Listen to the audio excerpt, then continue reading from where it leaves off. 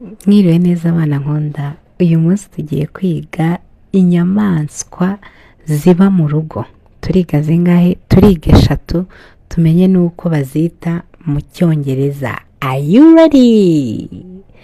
Twagiye. Inyamaswa ya mbere iba mu rugo bayita inka. Subiramo. Inka. Yego. Mu cyongereza se wabuze ukuntu yitwa? Mu cyongereza yitwa a cow.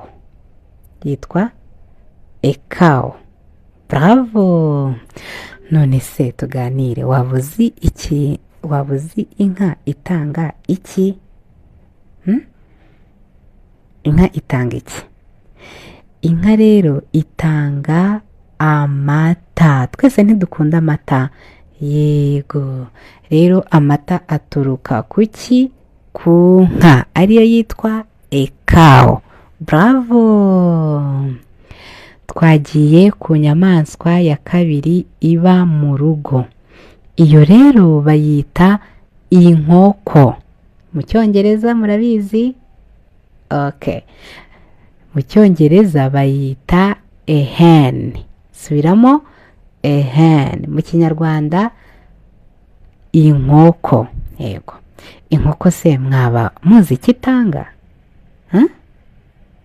Inkoko itanga amagi. Kandi twese dukunda amagi, sibyo? Yego.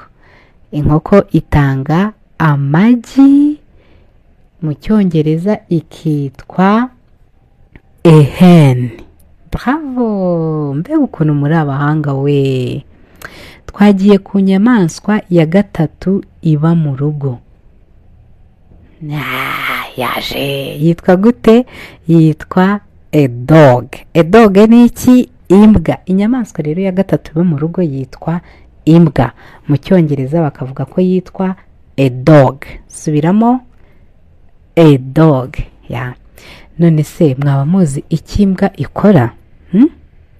Imbwa rero iturindira umutekano. Imbwa irinda umutekano. Imbwa rero tukayita gute mu cyongereza? A dog. Mu kinyarwanda imbwa. Mwakoze rero.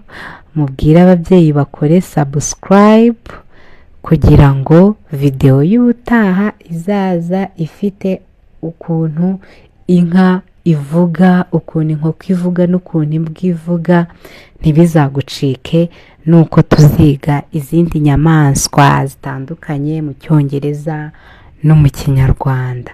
Ndabakunda. Bye. Imana ibahe umugisha.